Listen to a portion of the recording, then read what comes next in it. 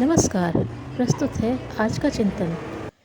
कुछ दिन पहले अनुभवहीनता के जोश और आवेश में यह प्रतिपादन शुरू किया था कि संयुक्त परिवार प्रणाली को तोड़ा जाए और उसके स्थान पर पति पत्नी मात्र के छोटे परिवार बसाए जाए। जब तक बच्चे समर्थ न हों तब तक माँ बाप उनका संरक्षण करें और जैसे ही वे विवाह और आजीविका की दृष्टि से समर्थ हो जाएं, वैसे ही उन्हें अलग परिवार बसाने के लिए स्वतंत्र कर दिया जाए। पाश्चात्य देशों में यह प्रयोग पिछले दिनों बड़े उत्साह के साथ हुआ है। यूरोप, अमेरिका में अब संयुक्त कुटुंबी प्रथा जहाँ तहाँ ही दिखती है। अधिकांश व्यक्ति अपना छोटा परिवार ही बसाते हैं। अपने देश में भी उसका अनुकरण सुशिक्षित वर्ग में धीरे धीरे जोर पकड़ता जाता है। ज़्यादा पढ़ी लिखी लड़कियां और नई रोशनी के लड़के सम्मिलित रहना नापसंद करते हैं।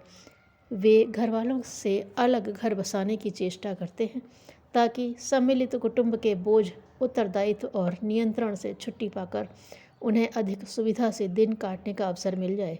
इस बढ़ती हुई अलगाव की प्रवृत्ति के बारे में हमें कई पहलुओं से उनके गुण दोषों पर विचार करना होगा। प्रथम, पाश्चात्य देश जहाँ से यह प्रवृत्ति आरंभ हुई, उनके सामने प्रस्तुत हुए प्रतिफलों को देखना पड़ेगा।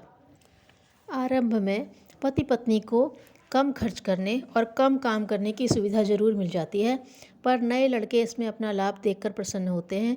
पर कुछ ही दिनों में उन्हें अपनी भूल प्रतीत होने लगती है। पत्नी गर्भवती होती है, शरीर में कितने ही तरह के विकार उठ खड़े होते हैं, काम कम और आराम अधिक करने की इच्छा होती है। उस समय किसी सहायक की ज़रूरत पड़ती है, पर एकाकी गृहस्थ में तो सब कुछ स्वयं ही करना पड़ेगा। प्रसव काल में कष्ट बहुत होता है। उस समय भी गहरी सहानुभूति वाली कुटुंब भी आवश्यक लगता है। प्रसूति काल में रोगी की तरह चारपाई पकड़ लेनी पड़ती है और हर घड़ी सहायता की इच्छा रहती है। बच्चा एक पूरे गृहस्थ के बराबर काम लेकर आता है। हर घड़ी उसकी निगरानी, सफाई, सेवा की ज़रूरत पड़ती है। अस्वस्थ होने पर वह रोता चिल्लाता बहुत है। कई बार तो नींद हराम कर देता है।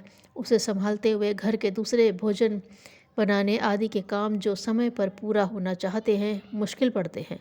बच्चे बढ़ते जाते हैं, समस्या भी बढ़ती जाती है। संयुक्त कुटुंब में यह सब पता भी नहीं चलता। कोई कुछ कर जाता है, कोई कुछ संभाल लेता है। अकेली बेचारी क्या क्या करे। पति अपने ही गोरख धंधे में लगे रहते हैं। सहायता करना तो दूर, अपनी ही फरमाइशें पूरी न होने और गृह व्यवस्था में कमी आने से उल्टे झल्लाए रहने लगते हैं। उस समय नववधू को समझ आती है कि सुविधा की दृष्टि से संयुक्त परिवार प्रथा ही अच्छी थी। हारी बीमारी, असमर्थता, दुर्घटना, लड़ाई झगड़ा आदि अवसरों पर संयुक्त कुटुंब का लाभ प्रतीत होता है। जब एक की विपत्ति में दूसरे सब उठ खड़े होते हैं और अपने अपने ढंग से सहायता करके बोझ हल्का करते हैं।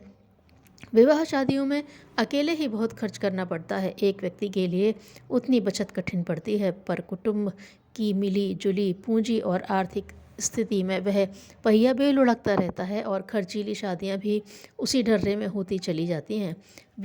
विधवा को आर्थिक संकट और विधुरों को गृहस्थी की कठिनाई नहीं पड़ती। वे भी उसी खर्च में समा जाते हैं और निर्वाह क्रम किसी प्रकार चलता ही रहता है।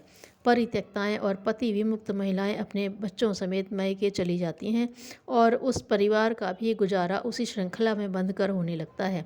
ऐसी महिलाएं एकाकी अपना भार स्वयं नहीं उठा पाती और यदि अकेला भाई हो तो इतना बोझ उठाना उसके लिए भी कठिन पड़ता है। संयुक्त परिवार प्रणाली ही है जिसमें अयोग्य, असमर्थ, पागल, दुर्गुणी व्यक्ति भी खप जाते हैं। एकाकी होते तो उन्हें भीख मिलना और जीवित रहना भी कठिन पड़ता। संयुक्त परिवार प्रथा में सब सदस्यों का उपार्जन एक जगह इकट्ठा होता है और उस सम्मिलित पूंजी से बड़े व्यवसाय आसानी से आरंभ हो जाते हैं। नौकर महंगे पड़ते हैं, ईमानदार भी नहीं होते, दिन रात जुटे भी नहीं रहते, अधिक लाभ में उतनी दिलचस्पी भी नहीं होती। इसलिए नौकरों की अपेक्षा घर के आदमी सदा अधिक लाभदायक सिद्ध होते हैं। घर की पूंजी और घर का श्रम जुट जाए तो किसी भी व्यवसाय में लाभ होगा। किसान के पास घर, खेत और पशुओं के इतने अधिक काम रहते हैं कि उनमें छोटे बच्चे और बूढ़े असमर्थ भी बहुत सहायता कर सकते हैं।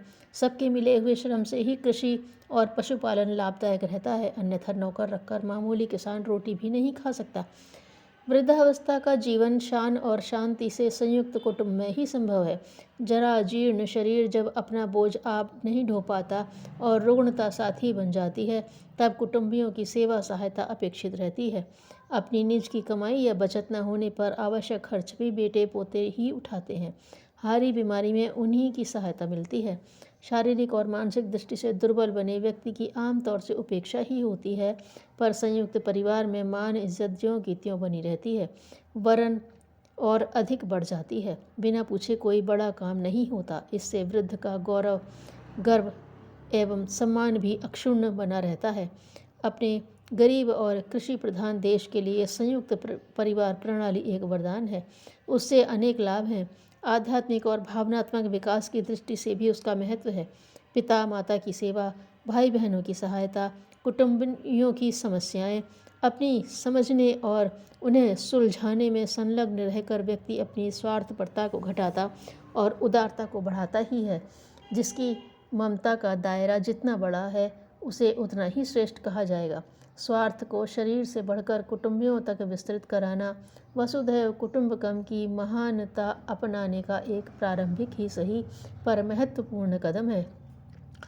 आज संयुक्त कुटुंब इसलिए अनुपयोगी और मनोमालिन्य के केंद्र बनते और बिखरते चले जाते हैं कि उनमें कर्तव्यों और अधिकारों का विभाजन ठीक तरह नहीं हो पाता।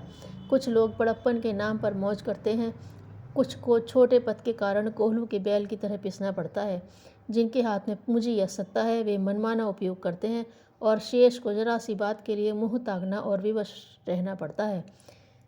क्या करें? परस्पर सौजन्य, शिष्टाचार, स्नेह, सद्भाव, सम्मान और सहयोग की भावनाएं कम पड़ने से भी असंतोष, रोष और मनोमालिन्य रहने लगता है। इन कारणों को दूर करने के लिए परिवार के हर सदस्य को प्रशिक्षण मिलना चाहिए।